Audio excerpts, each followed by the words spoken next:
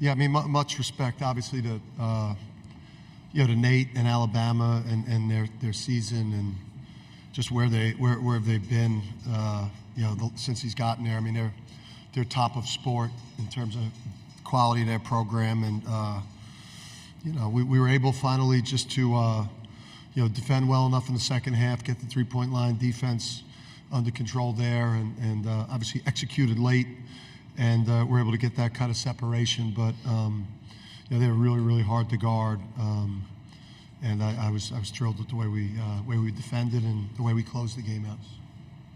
Looking for questions for our student athletes from UConn down in front, Dave. Dave Borges, Hearst, Connecticut Media. Donovan, how does it feel to be, one win away from history that I know you guys have talked about most of the season, and the wrap on your hand? Can you explain that today? The first part, everyone came to UConn to try to be a part of history, and we're one step closer to our goal.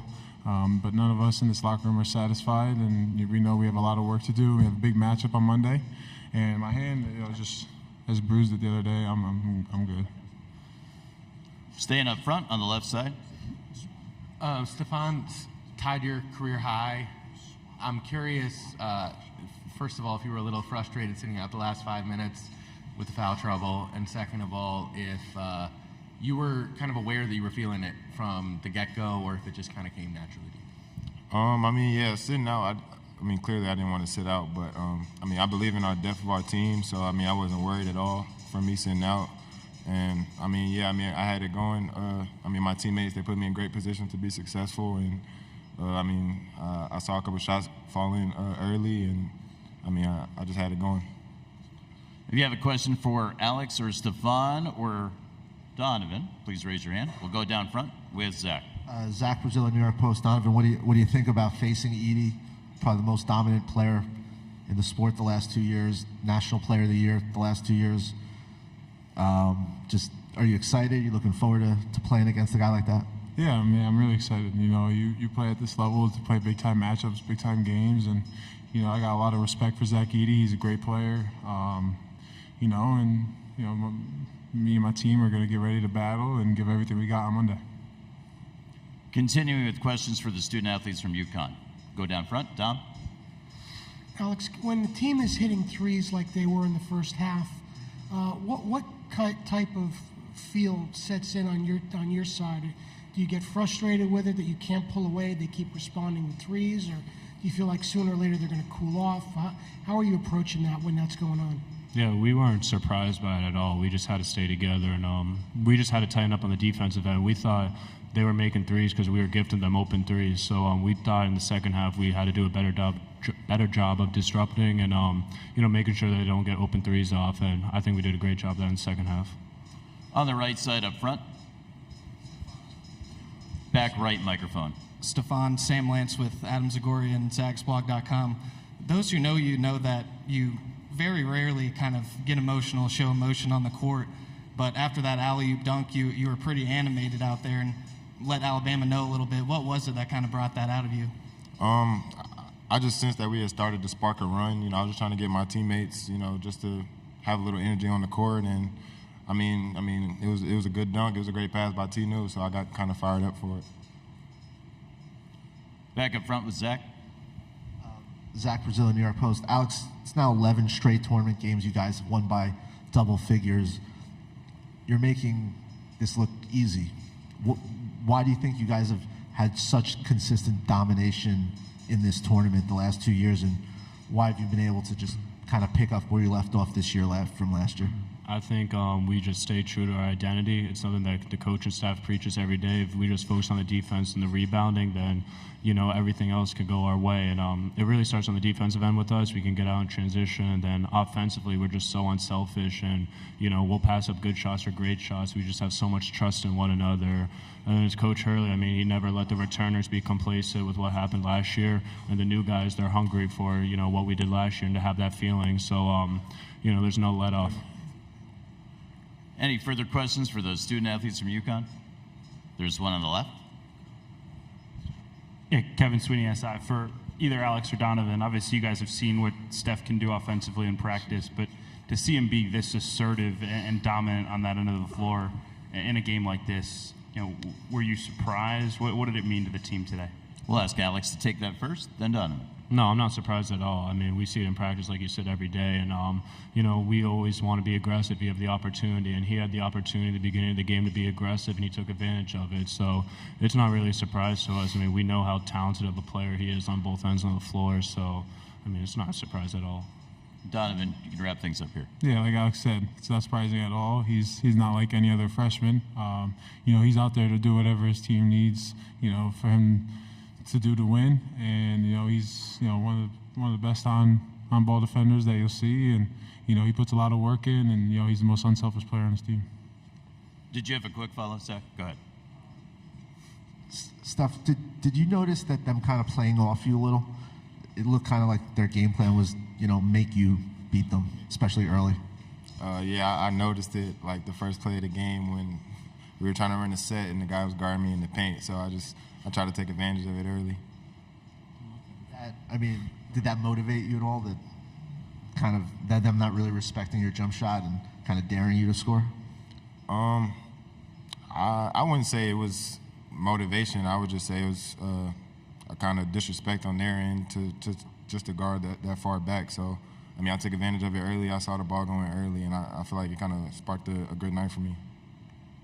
We want to congratulate and thank Alex, Stephon, and Donovan for joining us down here. Congratulations again, guys. We'll see you back here tomorrow. We're going to take questions for Coach Hurley in just a moment. UConn student-athletes are headed back to the locker room, which is open. We're going to take the first question for Coach Hurley with Eddie on the right side. Hey, Coach. Eddie Pels from AP. I'm just wondering, there's coaches who come up after they lose and they're like, they were just better. There was nothing we could do about it. I was curious, have you had a moment tonight, during the tournament, during the last 2 years, where you ever looked at another team that was out there and go, I don't have an answer? Well, at different points, different points of the game. They were 8 for 11 from 3 in the first half, which we wanted to keep their 3-point attempts to under 22 for the game. The problem was we were on target for the attempts, but they made 8. And I think the feeling just with the group is that it's body blows. It's body blows. It's continue to guard, continue to rebound, execute our offense. And then eventually there'll be a breaking point opportunity, that will present itself, especially in this tournament for us. We've just played so well. Back to the room in the center. Connor Sargent, the Daily Campus. Dan, we already heard from Alex on this issue, but I was wondering if you could touch upon what you told your team at the end of the half, because, Alabama did shoot, like you mentioned, 8 of 11 from 3. And yet you guys were still up by 4. So what was the message? Were you guys feeling good and confident after the end of the first half? Yeah, I thought they're a great offensive team. They're like the hardest team to guard. Illinois had a great offense, but these guys were harder for us to guard just because of their one-on-one abilities. They just had so many players that they could beat you off the dribble, make a 3. Nelson, you see his talent level. He's an NBA player.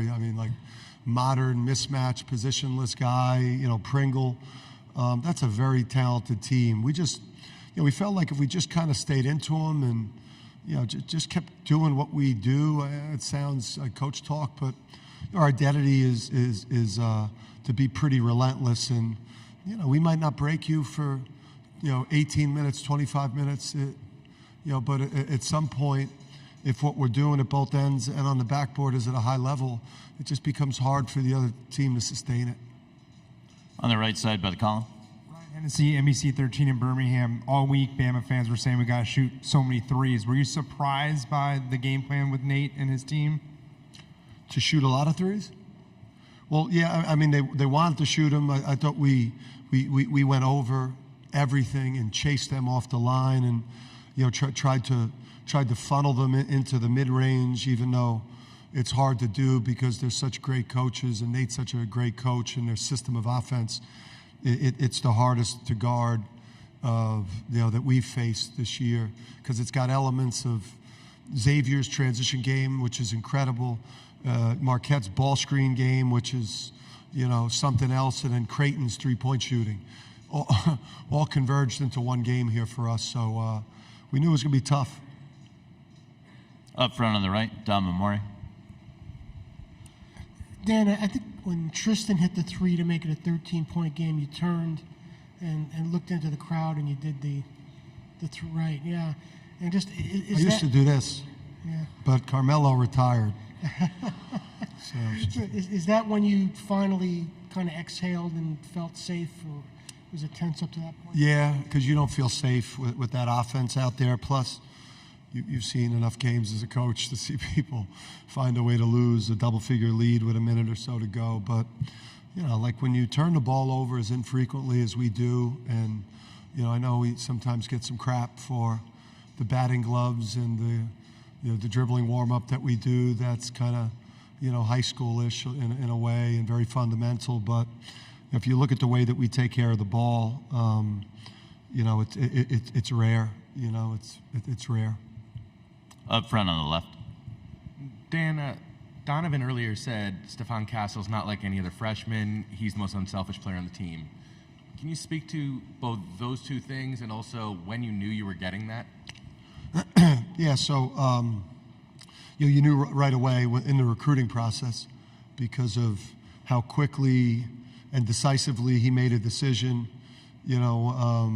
based on like the things that really matter, the culture, the connection with the staff, all the things that we do at UConn. And obviously he's seen some guards have some great success with us and over the years. So you just knew when you recruited them. And then when you got to the first practice and everything, whether you ripped them or encouraged them, everything was yes, coach. And he's just such a pleaser.